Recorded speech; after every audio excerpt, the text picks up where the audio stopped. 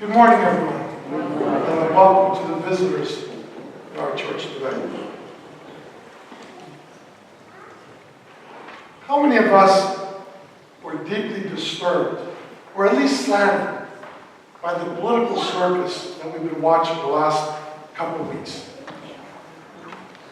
No matter what political side one defends, I think many Americans could be dismayed and depressed by the anger, bitterness, callousness, even the hatred that people expressed for people on the other side, people who differed in their opinion from themselves. Whether a woman claims to be sexually assaulted, a man claims to be falsely accused, I wondered throughout the debate if anyone was actually listening to those who are politically opposite themselves, and trying not only to understand them, what they were saying, but trying to see and feel what the other person, the other people were experiencing. The vitriol comments thrown at each other, and at those who disagree with their own opinion, it really was so disturbing. And it's such a sign of the reality of our society today, especially when it comes to politics. There was a time, I think, not so long ago, when we felt united. We would disagree, but we felt united. There were certain unifying factors. We were Americans before we were Democrats and Republicans. I love the example that I hear from time to time of Senator Edward Kennedy back in the 80s, when he could fight and argue with his political opponents and disagree with them. And yet, afterwards, they would go out for a beer together, Republicans and Democrats together, sitting together, treating one another as people. So there are certain unifying factors. We're Americans before we're Democrats and Republicans. Or, more importantly, we're Christian before we're any political party. And we need to follow what our Christian roots, what our Christian teachings say to us. Even if our neighbor isn't Christian, we as followers of Jesus Christ know that love for the other, is one of the greatest commandments. We've lost this sense of agape love in the way we discourse with one another, in the way we treat one another. And we allow ourselves to be played as pawns in this political game.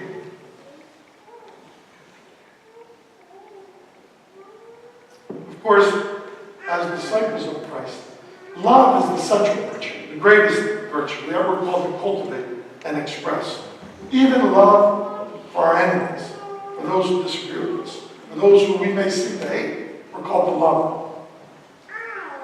Well, in today's gospel story that we just heard right now, we heard another of the central characteristics we as Christians are called to act upon in our lives. And that's the virtue of compassion. Having compassion for the other. We just heard this story in the gospel. There was Jesus with the crowd of disciples walking into a city, and they encounter another crowd coming out of the city, a funeral procession. And Jesus looked and understood right away. He knew who this funeral was for. A young man, which is always tragic when someone young dies, but then it was the young man, the only son of a widow. If you understand the time of Christ, the most defenseless, vulnerable, marginalized person in society was possibly the widow. The widow who did not have a husband to defend her, to provide for her, to protect her. But maybe a widow had a son, a grown son, had a support. And in this case, the widow's only support, grief upon grief, sorrow upon sorrow, comes upon this woman. She lost her husband. Now she loses her son. Now her whole future is uncertain. Defenseless, vulnerable, marginalized, desperate, heartbroken. Holy Scripture says when Jesus encountered the sea, what was his response? When Jesus encountered the scene, Scripture says the Lord looked with compassion upon the scene. Looked with compassion upon the woman. It doesn't matter who the woman was. It doesn't matter what her political belief was. It doesn't matter whether she was a sinner or a saint, whatever. She was a woman in need. And Jesus looked upon her with compassion. We often see throughout Scripture, the Scripture describes Jesus in this way. He looked upon the centurion whose daughter was deathly ill, and he had compassion. He looked upon the father whose son was an epileptic, and he had compassion. He looked on the crowds that he taught to, and he had compassion. This is a central virtue of Christ. And I want each of us today to think, do we show compassion to others, to those in need, even if they're on the other political side, even if they seem to be the wrong type of people, the bad people, who we would call enemies?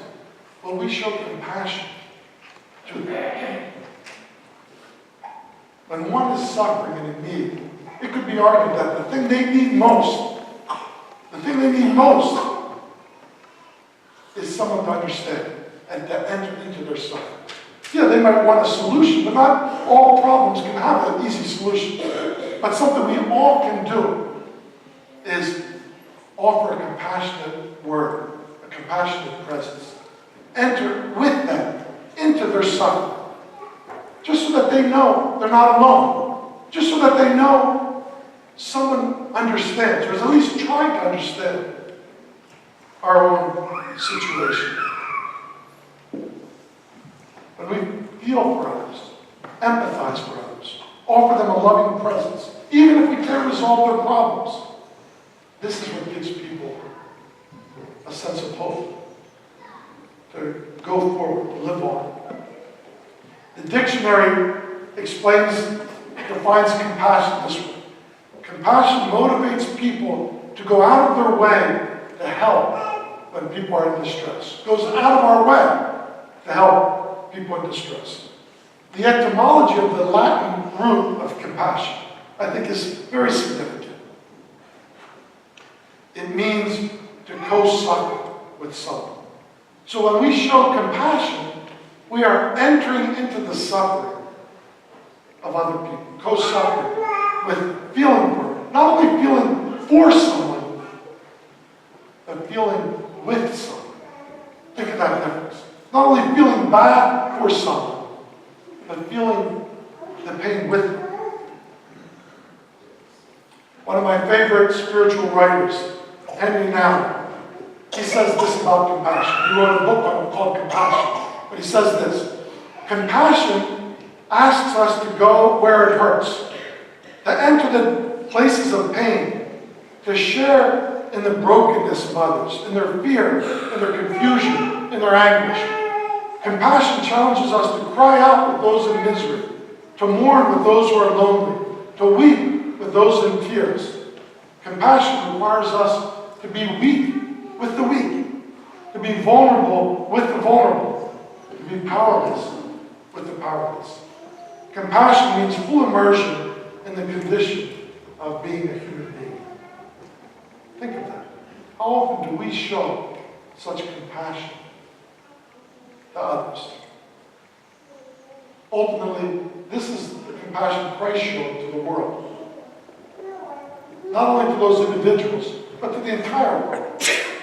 Christ is God himself, who decided, I want to enter into the human condition and experience what it's like to be a human being, with all its suffering, with all the evil, darkness, and violence. I want to enter in and experience it with my creation. That's the compassion Christ had. Entered into our suffering, into our experience.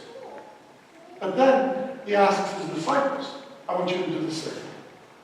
I want you, when you hear something, if there's a woman who claims to be sexually assaulted, try to enter into her pain. If there's someone who's being accused falsely, try to enter into their pain. Whatever it is, not to judge, not to condemn, not to caricaturize, and to keep at a distance, but to show compassion and love. Henry now goes on to say this. Here we see what compassion means.